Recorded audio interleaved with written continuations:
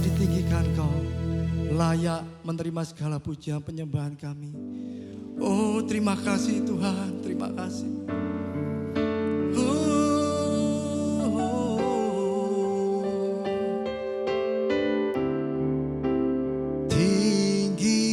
Tinggikan dirimu mengatasi langit, kebesaran-Mu Tuhan mengatasi bumi. Tinggikan dirimu mengatasi langit, kemuliaan-Mu Tuhan mengatasi bumi.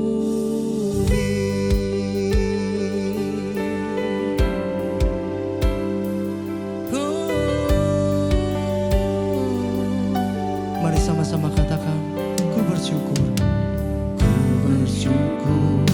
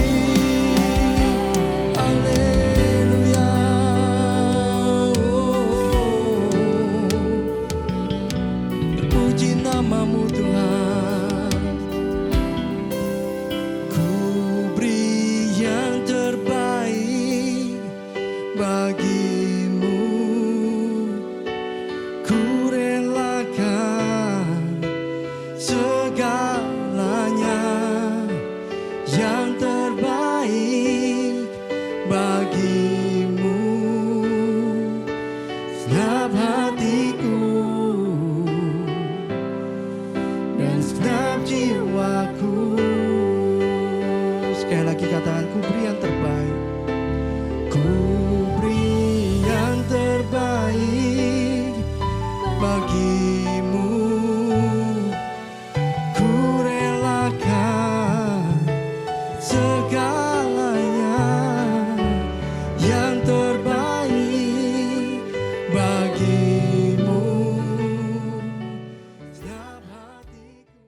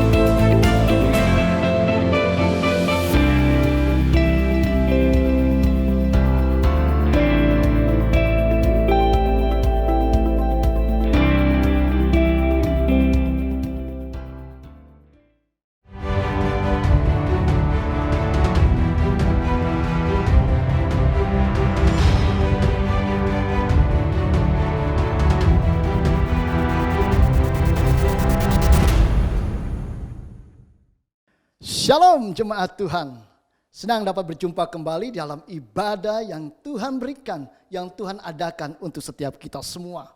Mari kita mempersiapkan hati setiap kita semua, karena kita percaya dalam setiap pujian penyembahan yang kita naikkan kepada Tuhan, Roh Tuhan, Roh Allah itu akan senantiasa berkuasa di dalam setiap kehidupan kita dan membawa kita berjumpa dengan Allah. Sebelumnya saya akan membacakan satu kebenaran firman Tuhan sebelum kita memulai ibadah pada hari ini. Terambil di dalam satu Tawarik pasal yang ke-16 ayat yang ke-10 dan juga ayat yang ke-11. Satu Tawarik pasal yang ke-16 ayat yang ke-10 sampai dengan ayat yang ke-11 dikatakan, bermegahlah di dalam namanya yang kudus. Biarlah bersuka hati orang-orang yang mencari Tuhan. Carilah Tuhan dan kekuatannya. Carilah wajahnya selalu. Biarlah hati kita berhadapan dengan Allah. Karena hati kita merindukan akan Allah. Hati kita merindukan akan kediaman Allah yang Maha Kudus. Dan kita datang untuk senantiasa bersuka cita memasuki ke tempat kediaman Allah yang Maha Tinggi.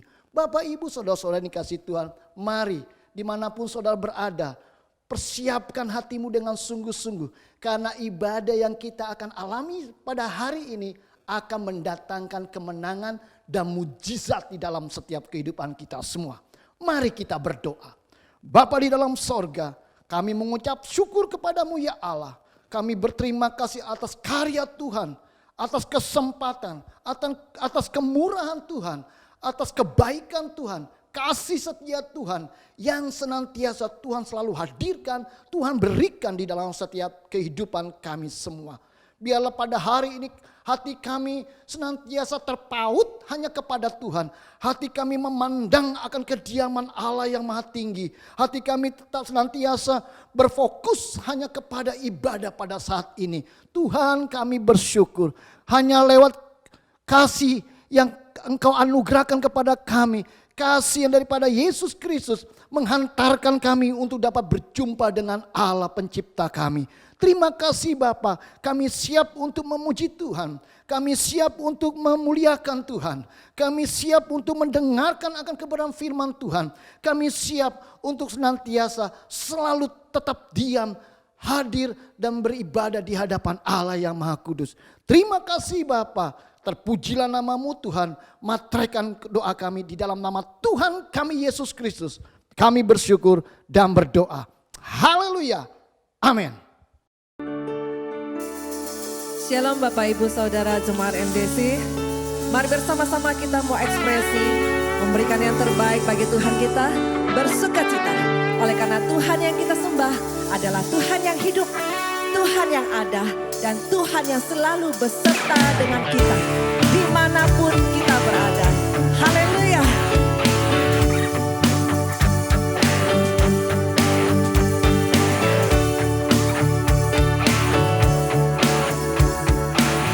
Katakan surga terbuka. Surga terbuka memberi kuasa.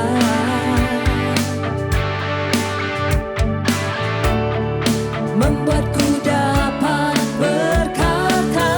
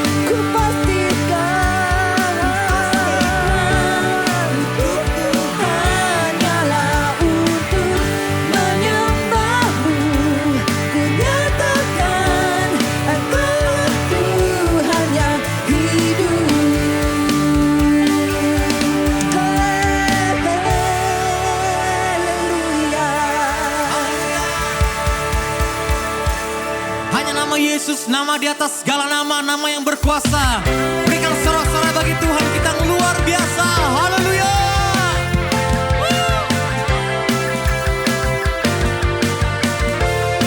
Nyanyikan bersama, Tuhanku. Tuhanku maha besar, Tuhanku maha kuasa, Raja segala raja. Takkan tergoyahkan, dia takkan tergoyahkan, dia takkan terkalah, dia hidup dan berkuasa. Di atas kepala kita bersama-sama, serukan namanya, Yesus Tuhan Raja. Segala kuasa tunduk dalam namanya. Dia luar biasa, perkasa mulia. Yesus nama di atas segala nama. Haleluya.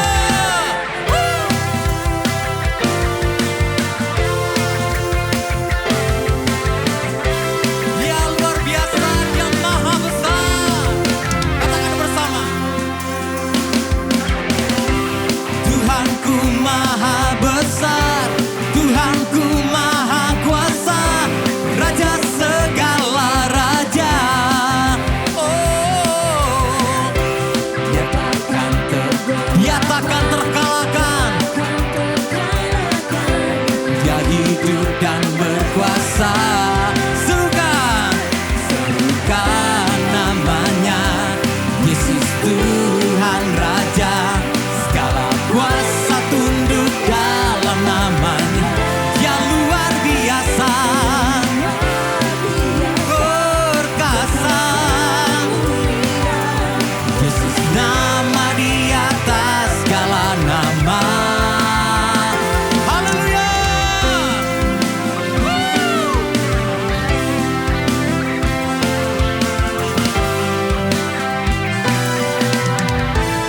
Hanya satu nama, nama yang berkuasa. Siapa namanya? Siapa namanya? Yesus namanya. Mari yang percaya, bersama-sama kita katakan, serukan namanya, Yesus Tuhan Raja segala.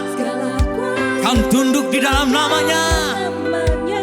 Ya luar biasa. Amin. Perkasa mulia, Yesus nama di atas segala nama. Come on. Kan namanya, Yesus Tuhan Raja. Segala kuasa tunduk dalam namanya. Haleluya. Dia luar biasa, perkasa mulia. Yesus nama di atas segala. Hanya nama Yesus di atas segala nama. Nama di atas segala. Hanya nama Yesus. Yesus nama di atas segala nama. Haleluya.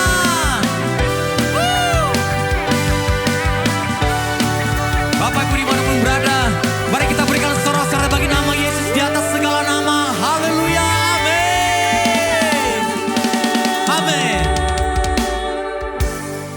Haleluya. Yesaya 30 ayat ke-15 berkata, di dalam tinggal tenang dan percaya terletak kekuatan kita. Ada kalanya kita harus menunggu. Doa, jawaban dari Tuhan. Tapi satu hal yang kita percaya, waktu Tuhan itulah yang terbaik.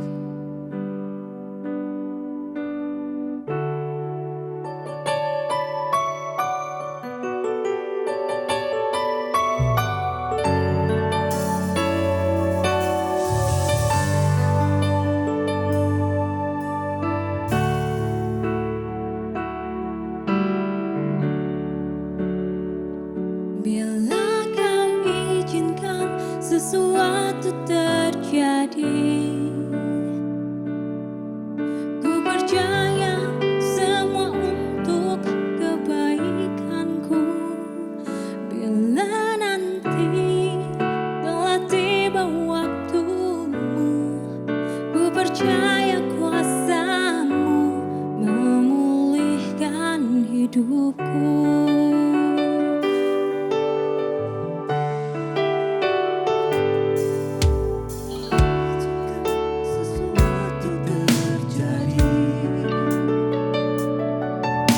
percaya semua untuk kebaikanku.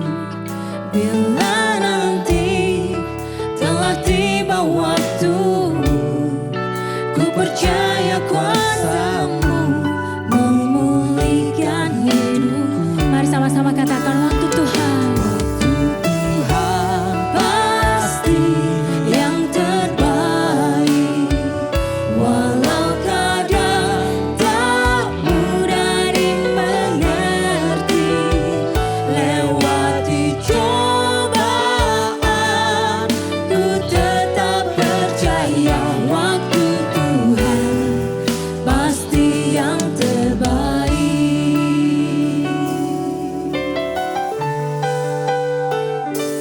Tak kau izinkan sesuatu terjadi. Kami percaya semua untuk kebaikan kami. Percaya semua untuk kebaikanku. Oh, bila tiba waktumu, telah tiba waktumu, ku percaya kuasa-Mu memulihkan hidupku. Waktu Tuhan yang terbaik, Tuhan pasti yang terbaik. Walau kadang tak mudah dimengerti, lewati cobaan ku tetap percaya waktu Tuhan pasti yang terbaik. Mari kita sama-sama belajar untuk bersabar, karena waktunya Tuhan itu pasti yang terbaik. Yes, Lord.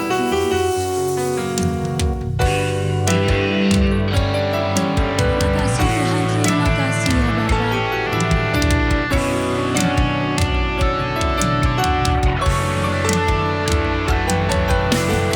Kami berserah hanya padamu Tuhan.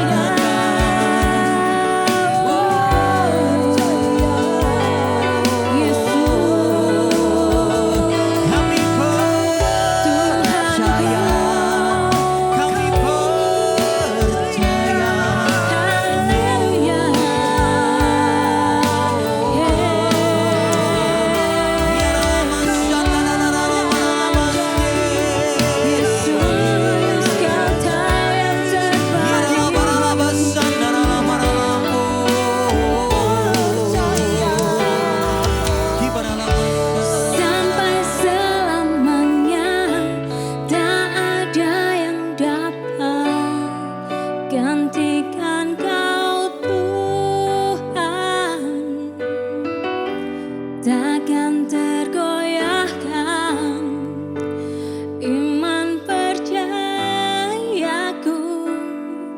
kepadamu.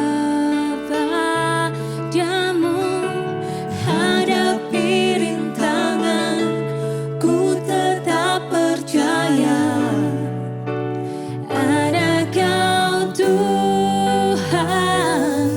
Sungguh Kau tak tergantikan, sungguh Engkau Tuhan sampai selamanya.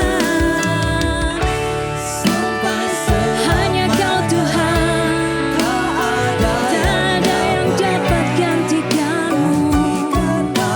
Tuhan, takkan tergoyahkan iman percayaku kepada. Meskipun hadapi rintangan, mari kita tetap percaya Kau tetap ada, Kau Tuhan yang hidup. Ada Kau Tuhan, sungguh Kau tak tergantikan, sungguh Engkau Tuhan, tiada yang lain. Mari sama-sama katakan, sampai selamanya kita deklarasikan iman kita. Haleluya. Sampai selamanya tak ada yang dapat gantikan Kau Tuhan. Takkan tergoyahkan iman percayaku kepadamu. Hadapi rintangan, ku tetap percaya. Yes Lord, Kau selalu ada Tuhan. Haleluya. Kau tak tergantikan, sungguh Kau tak tergantikan, Kau tak tergantikan, Yesus. Tergantikan, sungguh Engkau Tuhan, tiada yang lain.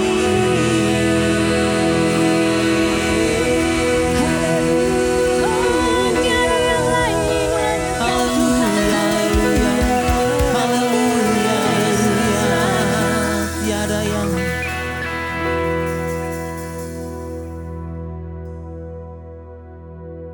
Kami bersyukur Tuhan memiliki Allah yang luar biasa. Tiada yang lain dalam hidup kami. Tempat pembela kami, tempat kami berlindung, tempat di mana kami merasakan keamanan, keteduhan, walaupun di tengah-tengah badai dan cobaan yang kami alami Tuhan. Hanya Engkau yang kami sandarkan hidup kami Tuhan. Hanya Engkau yang kami harapkan satu-satunya sebagai sumber pertolongan, sumber kekuatan, dan sumber harapan kami ya Tuhan. Tiada yang lain. Kami bersyukur Tuhan memiliki Allah yang besar. Berdoa Tuhan bagi setiap jemaat-Mu yang hari-hari ini menghadapi pergumulan yang begitu berat, begitu hebat dalam kehidupan mereka.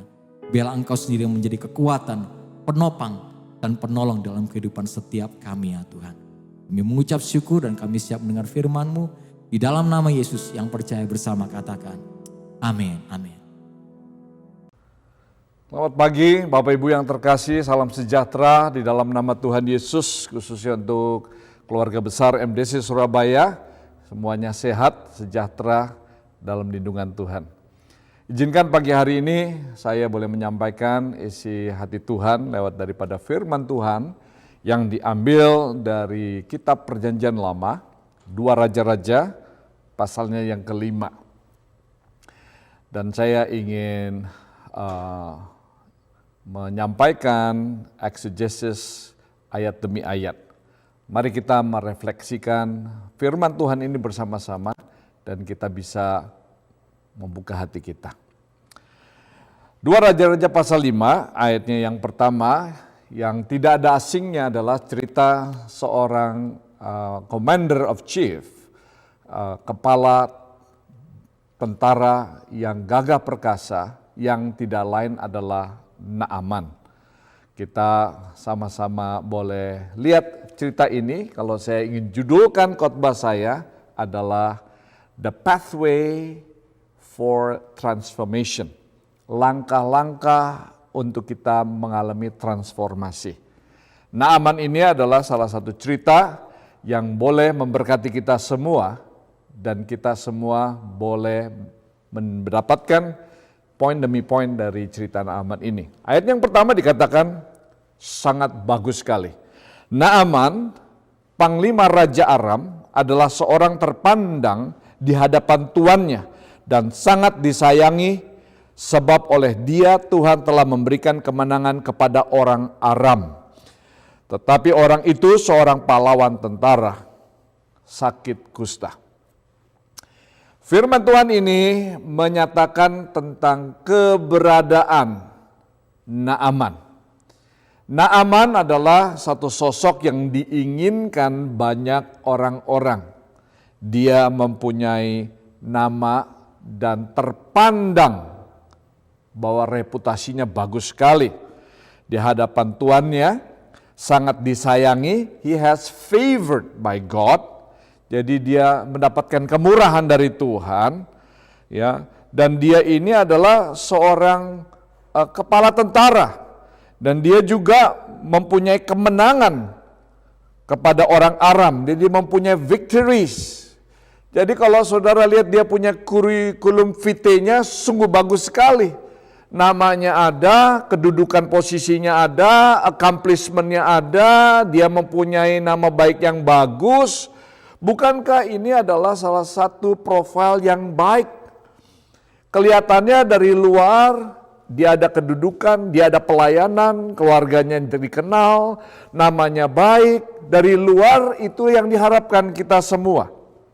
Tetapi firman Tuhan sangat unik sekali, membawa nama Naaman ini sangat begitu jujur bahwa walaupun dia mempunyai begitu banyak list accomplishment, tetapi firman dikatakan di sini, tetapi dia sakit kusta.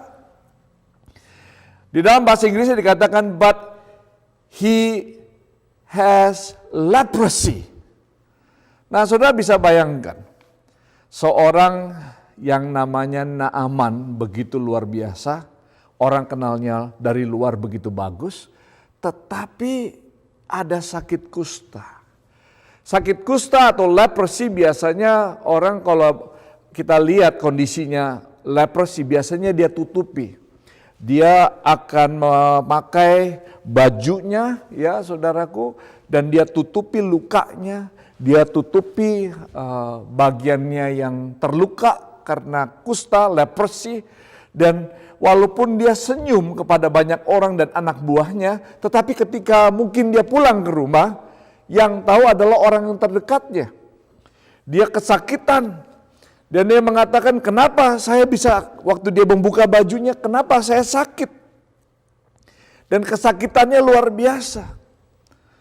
Nah saudara, kadang kalau kita luka, atau kita mempunyai satu hurt ya, secara fisikal, kita bisa lihat ada perbannya, ada band-aid-nya.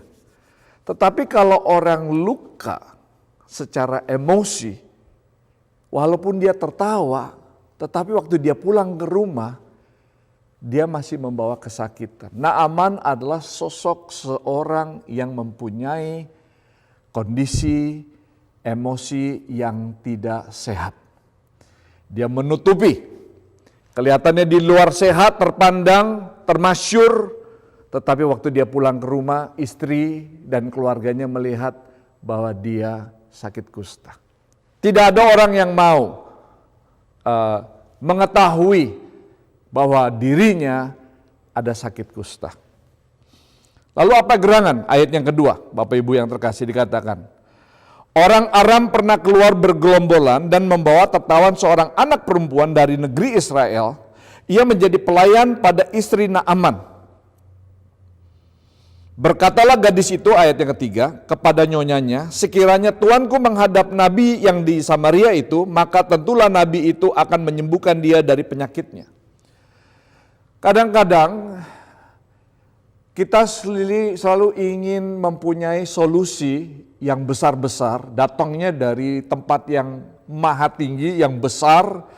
Kadang-kadang kita mau mendengar solusinya dari orang yang terpandang, orang yang sukses. Kadang-kadang kita suka mencatat ya orang yang kelihatannya penampilannya bagus, pemandangan terpandang orangnya dan sebagainya.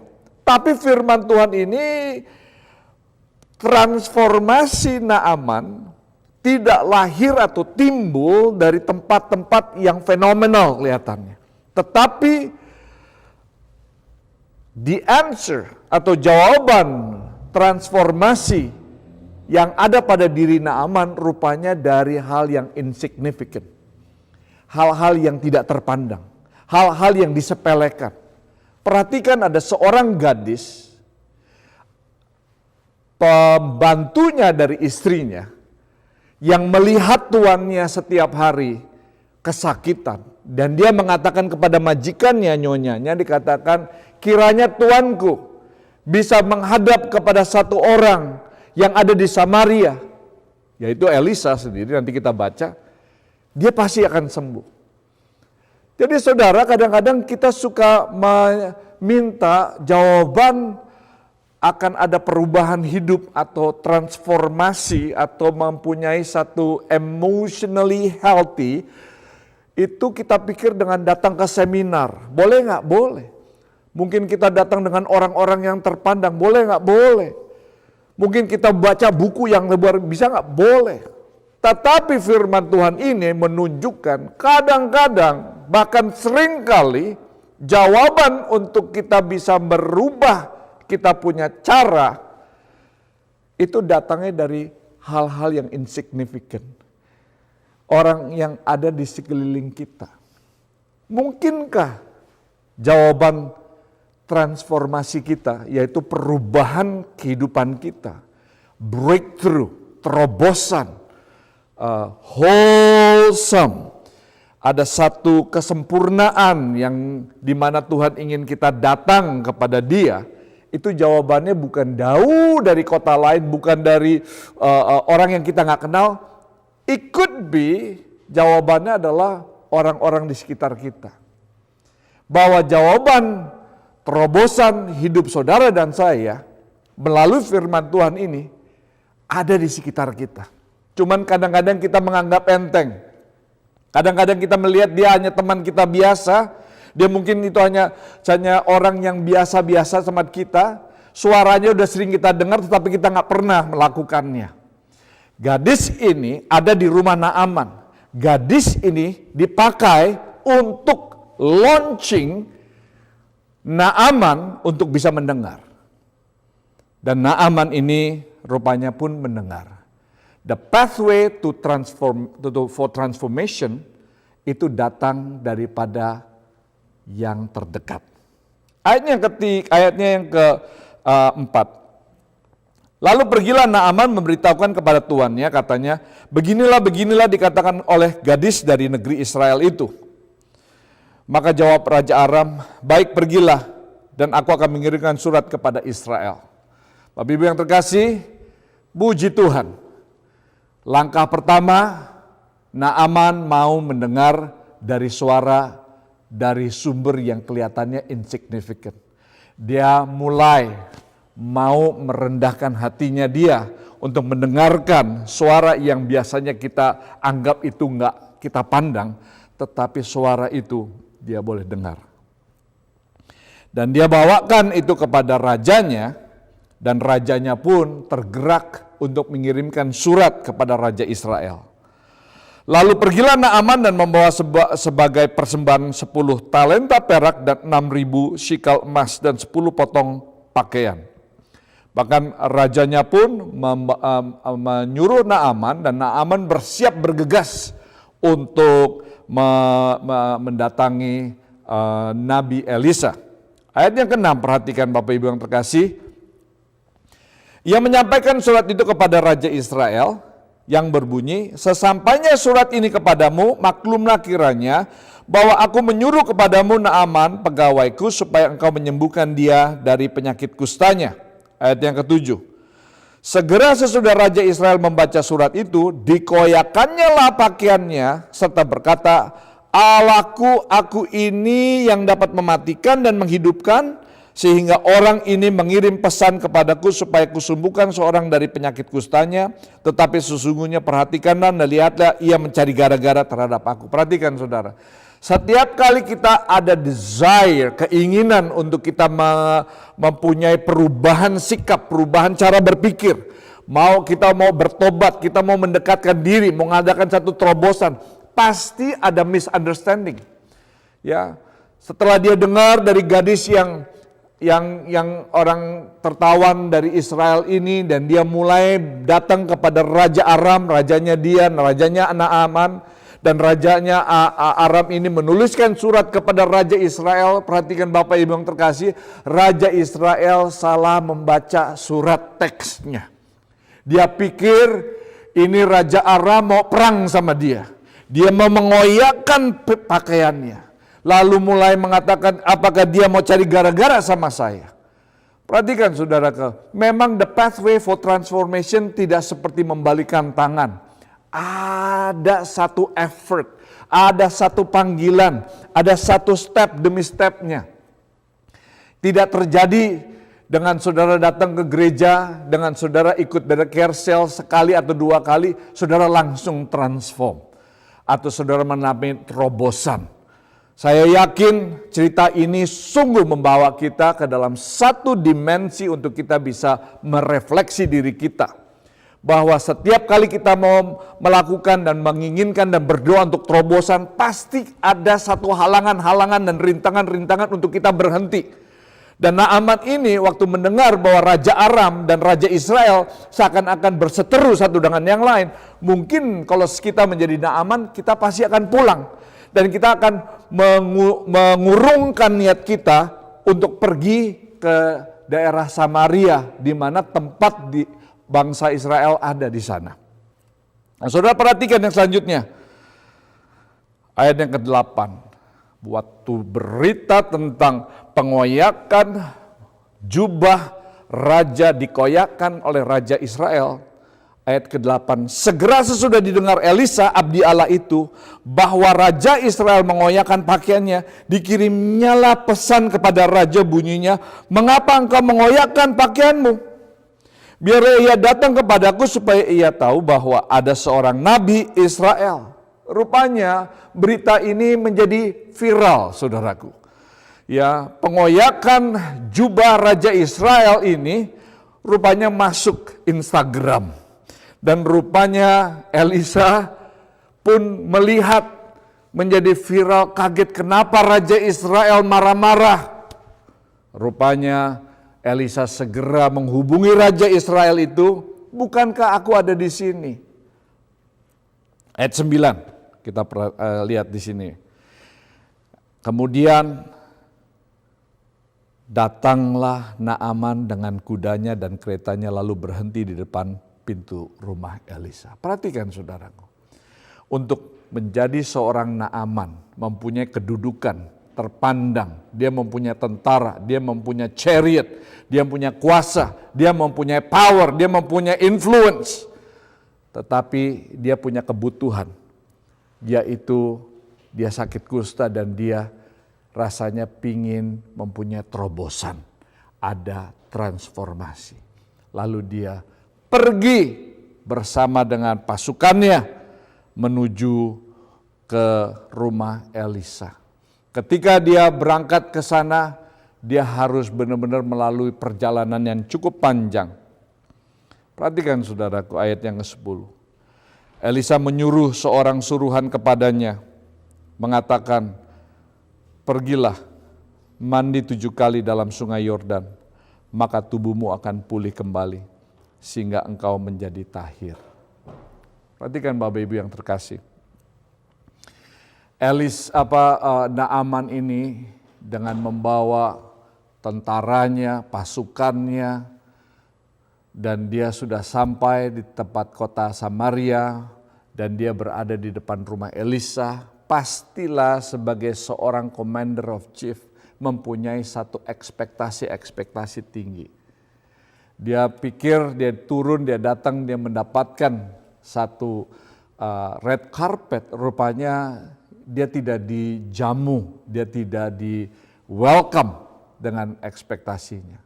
Bahkan dia harus turun dan dia harus bertemu dengan Nabi Elisa. Dan dia pikir dia akan bertemu dengan Nabi Elisa. Tapi pada prinsipnya Pak Nabi Elisa tidak keluar. Tapi yang keluar adalah salah satu pembantunya. Dikatakan di sini Elia menyuruh seorang suruhannya kepadanya mengatakan, pergilah. Jadi pembantunya, stafnya daripada Elisa keluar hanya membuka pintu dan mengatakan, pergilah, mandilah 7 kali dalam sungai Yordan, maka tubuhmu akan pulih kembali sehingga engkau menjadi tahir. Bayangkan saudara menjadi Naaman ketika dia harus mendengarkan satu suara insignifikan dari rumahnya. Lalu dia harus mengirimkan suratnya kepada Raja Aram dan Raja Aram mempunyai satu misunderstanding dengan Raja Israel. Dia bisa mengurungkan niatnya. Akhirnya dia pergi menuju Samaria membawa persembahan-persembahan untuk Elisa. Dan apa yang terjadi, dia harus lewat imigrasi, dia harus lewat menuju tempat bersama dengan pasukannya. Tiba di rumahnya Elisa, dia pikir ketemu Elisa, tetapi Elisa hanya menyuruh suruhannya. Ini signifikannya apa, Bapak Ibu yang ini yang terpenting apa? Tuhan itu lebih tertarik untuk kita mempunyai transformasi karakter Kristus daripada kita mengalami breakthrough secara fisikal. Kadang-kadang kita ingin mempunyai kesembuhan.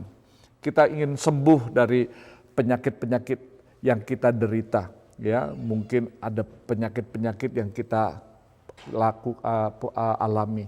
Tetapi Tuhan lebih mudah menyembuhkan physical disease daripada karakter disease.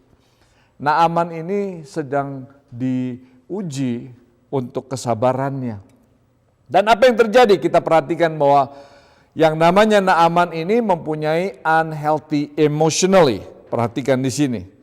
Tetapi pergilah Naaman dengan gusar sambil berkata, aku sangka bahwa setidak-tidaknya ia datang keluar dan berdiri memanggil nama Tuhan Allahnya. Lalu menggerak-gerakkan tangannya di atas tempat penyakitku itu dan dengan demikian menyembuhkan penyakit kustaku. Ya. Bukankah Abana dan Parpar, sungai-sungai Damsik lebih baik daripada segala sungai di Israel? Bukankah aku dapat mandi di sana dan menjadi tahir? Kemudian berpalinglah ia dan pergi dengan panas hati. Perhatikan, di situ rupanya Bapak Ibu yang terkasih, kemarahan Naaman tidak bisa tertahan lagi. Dia katakan, saya sudah sabar, saya sudah merendahkan hati saya sudah mendengarkan istri saya, karena istri saya sudah mendengarkan pembantunya, dan saya harus datang ke Raja Aram. Di Raja Aram dia menuliskan surat Raja Aram kepada Raja Israel. Mereka berdua berperang, seakan-akan mempunyai misunderstanding. Naaman terjepit di tengah-tengah itu, dan Naaman tetap mempunyai satu kesepakatan hatinya untuk apa? Untuk pergi ke Samaria. Sampai di sana yang keluar apa? Yang keluar suruhan Elisa. Dan perintahnya adalah suruh pergi mandi 7 kali, berendam di dalam sungai Yordan yang kotor. Di situ saya nggak bayangkan bagaimana menjadi Naaman. Secara pribadi mungkin saya bisa menaungi hati Naaman. Ini dia nggak tahu. Ini kalau salah gimana si gadis ini? Mungkin gadis yang tawanan orang Israel ini rupa-rupanya ingin balas dendam jangan-jangan sama Naaman. Ya, tapi dia mempunyai kerinduan untuk mendapatkan terobosan. Bahwa dia capai dengan kustanya. Dia capai dengan penyakitnya.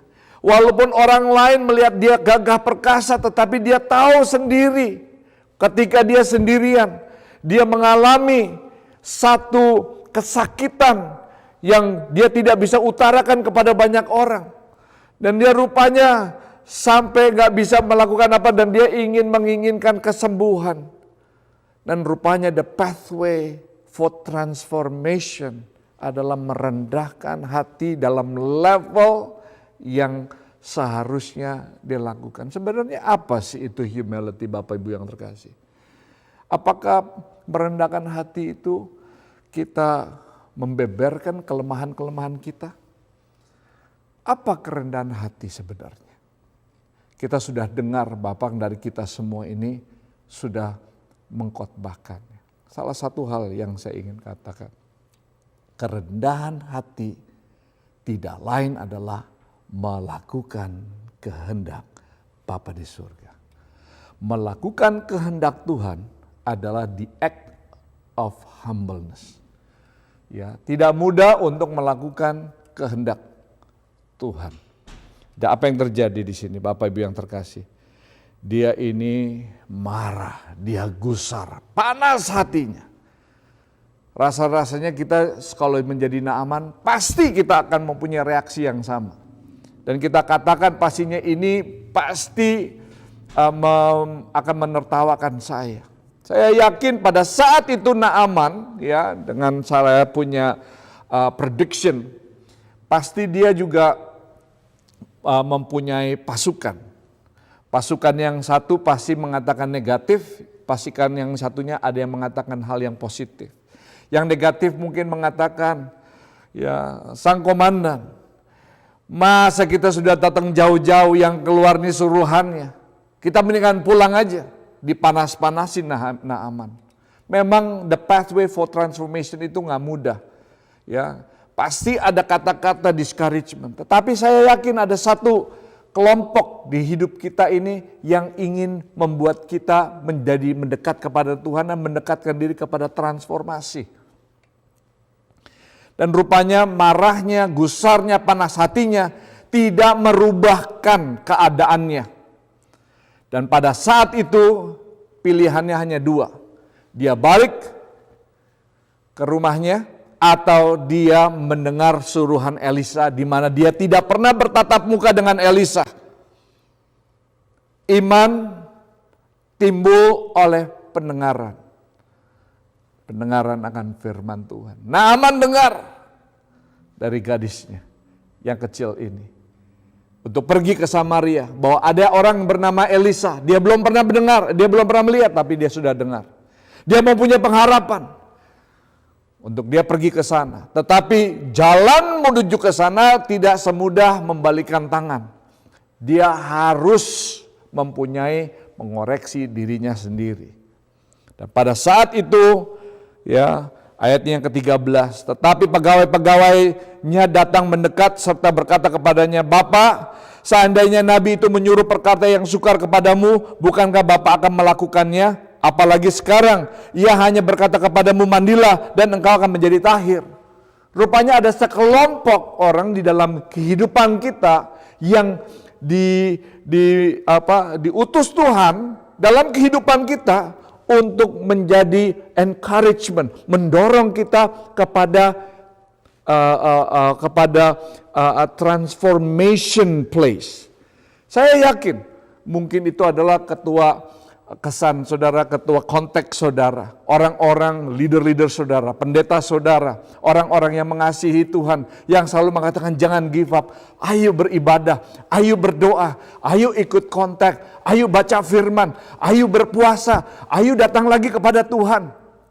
Mungkin kita jenuh di rumah dan kita katakan, buat apa pergi ke gereja, buat apa beribadah, buat apa memberi persembahan dan perpuluhan, kok semuanya sama kok, gak perlu ada gimana. Tetapi saya yakin Tuhan kirim orang-orang, Tuhan utus orang-orang di sekitar hidup kita yang menjadi the guardrail. Ya, saya yakin mereka disuruh Tuhan untuk mengingatkan Naaman. Ayo bos, komandan, ya kita udah sampai di sini, mandilah di sungai yang kotor ini mungkin ya, mandilah di dalam. Tapi kembali lagi, disitulah dia berhadapan titik transformasi yang sejati. Apakah dia harus pulang dan dia harus mengadakan satu dan mengalami keadaan yang sama, atau dia mengalami satu titik di sini? Ini harapan saya. Saya mungkin bisa berubah. Lalu apa yang terjadi? Firman Tuhan dikatakan ayat 14. Ini luar biasa. 14 inilah titik transformasi dia. Maka turunlah ia membenamkan dirinya 7 kali dalam sungai Yordan. Sesuai dengan perkataan abdi Allah itu. Perhatikan. Disitulah dia ketika ada suara-suara negatif yang mengatakan, komandan kita pulang. Komandan engkau memalukan bangsa kita, bangsa Aram. Orang Aram ini tidak boleh begini, mandi di sungai yang kotor. Kita punya sungai lebih bersih. Tetapi ada juga suara mengatakan, ayo komandan, turunlah. Pasti kamu tahir. Disitulah dia yang selama ini dia tutup sakitnya. Itu titik transformasinya dia. Dia membuka rupanya jubahnya ya, Bapak Ibu yang terkasih. Semua orang dan pegawai-pegawainya kaget. Ternyata komandan sakit. Di situ dia turun. Perhatikan. Jalan menuju ke atas adalah turun. Perhatikan. Jalan untuk menuju ke atas adalah turun.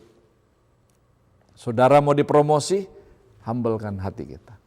Saudara mau dipakai Tuhan, mengalami satu escalation, kita jalannya turun. Yaitu menghumblekan diri kita di hadapan Tuhan. Naaman turun ke sungai itu, apa yang terjadi Bapak Ibu yang terkasih, kita sudah tahu firman Tuhan ini. Dan dia turun, dan dia dip himself 7 times. Nah ini ada sesuatu hal yang menarik. Kenapa 7 kali? Ya, itu hanya sebuah number. Artinya apa? Waktu dia dip sekali, tetap keadaannya sama. Kedua kali, keadaannya sama. 3, 4, 5, keadaannya sama. Rupanya, the pathway for transformation tidak bisa cuma 1 kali. Tidak bisa hanya 1 kali datang ke gereja semuanya beres. The pathway for transformation juga bukan hanya ikut kontak, mungkin cuma setahun dan semuanya menjadi indah. Tidak. Tetapi janji Tuhan itu ya dan amin. Ada satu perjalanan bahwa repeating ya mempunyai satu perbuatan yang kita lakukan, disiplin bersama-sama dengan Tuhan dan kita melakukannya lagi sehingga menjadi lifestyle-nya kita. Maka apa yang terjadi? Perbuatan yang kita lakukan lagi, again and again, sehingga apa yang terjadi? Kita tidak berpusat lagi kepada apa saudaraku? Kepada kesembuhan kita. Tapi kita mulai berpusat kepada pendekatan diri kita kepada Tuhan. Waktu dia 6 kali, dia lihat ininya masih sakit, kustanya masih ada. Dan semua mungkin pegawai mengatakan, kita pulang, ini is baloney, ini bohong. Tetapi ketika dia lakukan lagi. Salah satu commentary dari Derek Jennings mengatakan, insanity adalah melakukan hal yang sama berulang-ulang kali dan mengharapkan satu hasil yang berbeda. Tetapi theologian ini mengatakan sebenarnya spiritual transformation adalah hal yang sama. Melakukan hal yang sama dan menunggu waktunya dan akan mendapatkan satu hasil yang luar biasa. Jangan berhenti Bapak Ibu yang terkasih. Teruskan, lanjutkan. Ya, apa yang kita sudah mulai, jangan berhenti. Mungkin ini udah yang keempat, yang kelima, yang keenam dan kita sudah capai dan kita mau pulang ke tanah Aram. Tetapi firman Tuhan ini katakan, ayo lanjutkan. Bahwa the pathway for transformation itu harus dilakukan satu repetition. Harus ada satu perlakuan yang kita harus lakukan kembali. Devotion, berdoa menjadi lifestyle-nya kita. Sehingga kita udah gak hitung lagi 1, 2, 3, 4, 5, 6. Tetapi menjadi salah satu tabiat hidup kita. Waktu dia yang ke-7 keluar, firman Tuhan mengatakan di sini, ya dikatakan, lalu pulihlah tubuhnya kembali seperti tubuh seorang anak dan ia menjadi tahir. Bapak Ibu yang terkasih, firman Tuhan yang saya bagikan yang sederhana ini, yang kita sudah dengar sejak dari sekolah minggu, biarlah menjadi firman Tuhan untuk kita semua. Tidak terkecuali siapa saudara dan saya mempunyai kedudukan, posisi, achievement, kuasa, pengaruh. Tetapi waktu kita pulang, saya mungkin menduga kita ada satu hurt yang kita tutupin. Ada sesuatu hal yang kita tidak boleh orang tahu banyak. Tuhan ingin menjamah hal yang ada di dalam ini. Izinkan dia membawa saudara dan saya masuk di dalam transformasinya. Oleh karena itu, di dalam firman Tuhan yang pendek ini, saya berdoa untuk kita bisa mengalami step-step of transformation. Perubahan sikap, perubahan cara kita berpikir. Perubahan hidup kita diperbaharui hari demi hari seperti Kristus. Mari kita berdoa. Bapa Surgawi, kami berdoa, biarlah pada pagi hari ini kami boleh mendengar firman Tuhan untuk bicara mengenai the pathway for transformation. Hal yang sederhana, hal yang kelihatan insignificant, bahwa jawaban dari transformasi, terobosan, dan satu hal yang menjadi kesembuhan kami sebenarnya ada di dalam sekeliling kami. Mungkin itu adalah orang terdekat kami. Mungkin itu adalah orang yang selalu bersama dengan kami yang kita anggap remeh. Ampuni kami Tuhan. Tuhan, kami tahu the pathway for transformation ada rintangan, tantangan. Ada sesuatu hal yang tidak seperti membalikan tangan, tetapi kami tidak mau berhenti. Dan the pathway for transformation juga membutuhkan kerendahan hati yang benar-benar diuji. Dan kami percaya Tuhan bahwa the pathway for transformation juga perlu ada repetition. Harus ada pengulangan apa yang kami sudah lakukan. Tidak hanya bisa cuma sekali. Kami percaya, kami menerima undangan Tuhan untuk the pathway for transformation. Berkati my brother and my sister in MDC Surabaya, sehingga semuanya boleh mengalami transformasi, melihat kedatangan Kristus Yesus yang kedua kali. Kami percaya, kami izinkan Roh Kudus untuk merubah cara berpikir kami menjadi Kristus. Di dalam nama Bapa, Putra, dan Roh Kudus, dan di dalam nama Tuhan Yesus. Amin. Tuhan Yesus memberkati. Haleluya. Mengiringmu seumur hidupku, masuk dalam rencanamu Bapa. Pikiranku, kehendakku, ku serahkan padamu. Harapanku hanya di dalam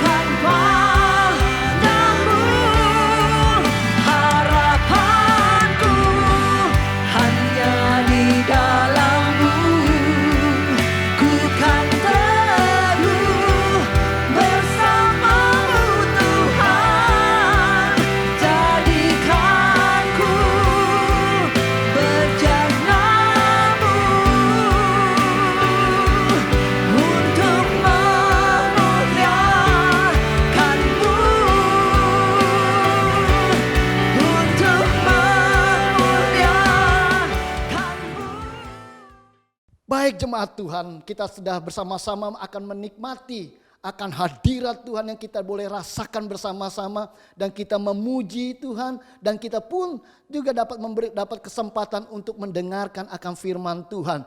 Dan biarlah firman Tuhan yang datang kepada setiap kita semua menolong kita, memampukan kita, menguatkan setiap kita semua, dan juga meneguhkan setiap kita semua akan rencana Tuhan yang Tuhan hadirkan, yang Tuhan adakan di tengah-tengah kehidupan setiap kita semua. Dan percayalah, firman Tuhan itu yang akan menolong setiap kita semua berjalan bersama dengan Tuhan, berjalan di dalam panggilan Tuhan, berjalan di dalam rencana Tuhan. Dan percayalah, ibadah yang kita nikmati, ibadah yang kita rasakan bersama, ibadah yang kita alami bersama pada hari ini, itu akan membentuk kita, itu akan menolong kita untuk kita dapat senantiasa selalu menyenangkan hati Tuhan. Dan pada saat Tuhan disenangkan, maka Tuhan akan senantiasa berkarya di dalam pekerjaan Roh Kudus dan memberkati setiap kita semua, menolong setiap kita semua, dan menguatkan setiap kita semua.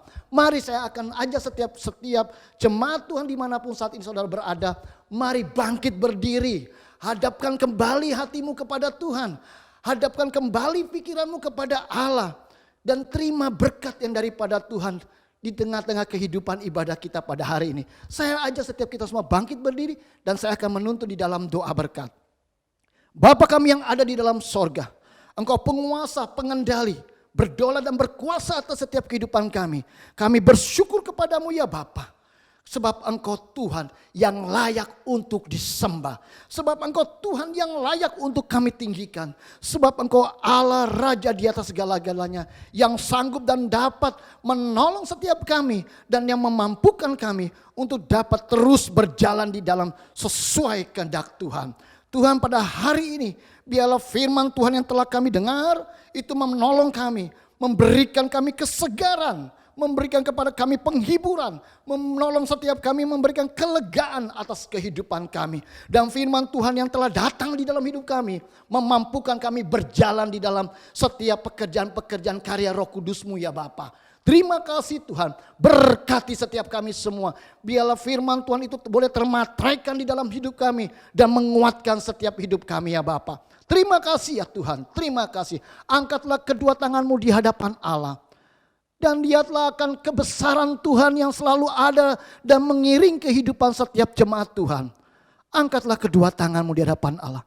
Dan terimalah berkat yang daripada Allah Bapa, cinta kasih yang daripada Tuhan kita Yesus Kristus, dan penyertaan kuasa Roh Kudus senantiasa menyertai setiap kita semua sampai pada kesudahannya Dia datang menjemput setiap kita semua. Terimalah berkatnya, materaikan setiap doa kami di dalam nama Allah Bapa, Putra dan Roh Kudus, di dalam nama Tuhan kami Yesus Kristus kami bersyukur dan berdoa. Haleluya. Amin. Amin. Amin.